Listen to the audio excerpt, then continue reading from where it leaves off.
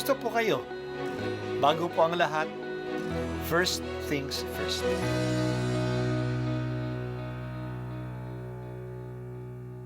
Good morning po.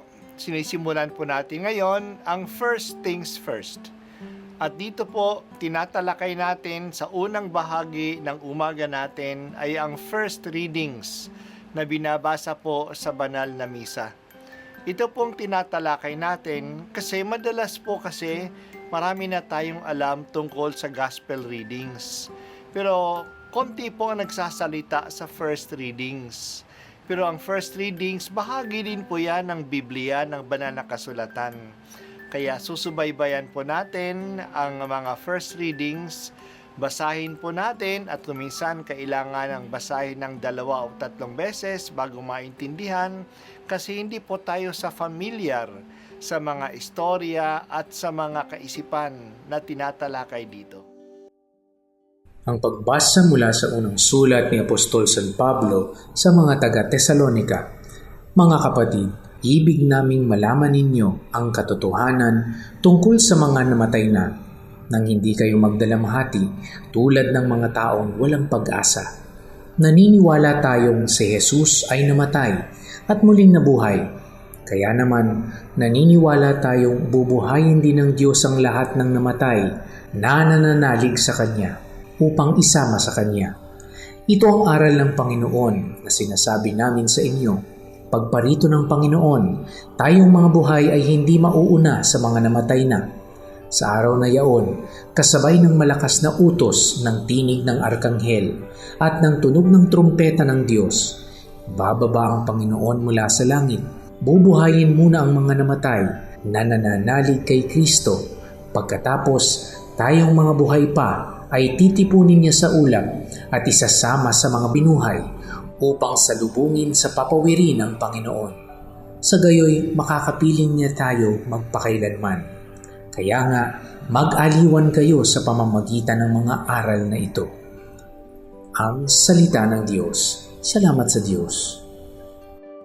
Ang mga Kristiyano ay nag-aantay sa pagdating na muli ni Jesus.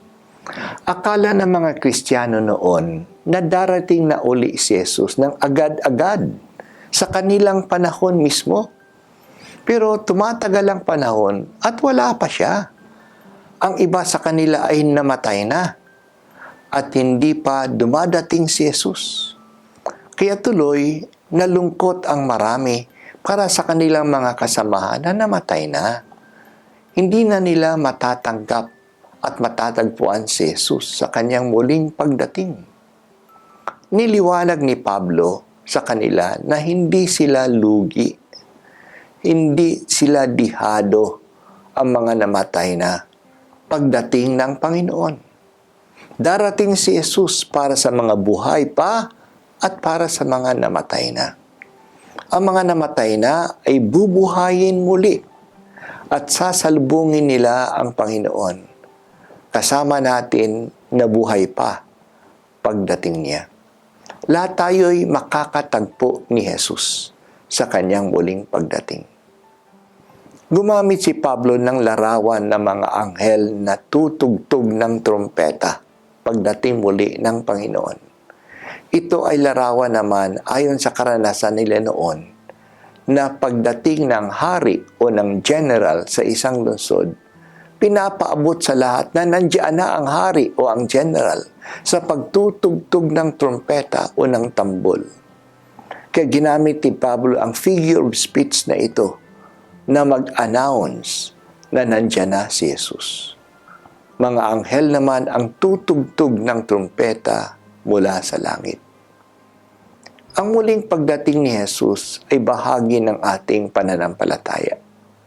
Gayon din ang muling pagkabuhay ng mga patay. Haharapan nating lahat ang Panginoong Jesus sa general judgment. Sana inaabangan natin ang kanyang pagdating. We are always in the state of expectant waiting. Kaya hindi tayo magpabaya. Nagsisikap tayo dapat na maging katanggap-tanggap sa Kanya pagkakita natin muli pag nakita natin muli ang Panginoon. Ganun ba ang buhay ko ngayon? Nananabik na makita si Jesus? Umaabang sa Kanya? Nananabik tayo sa Kanya, kaya kaaya-aya sa Kanya dapat ang takbo ng buhay natin ngayon. Halina Jesus, halina, dumating ka na. Nanadabik kami sa kaligayahang walang hanggan na dadalhin mo sa aming lahat pagdating mo.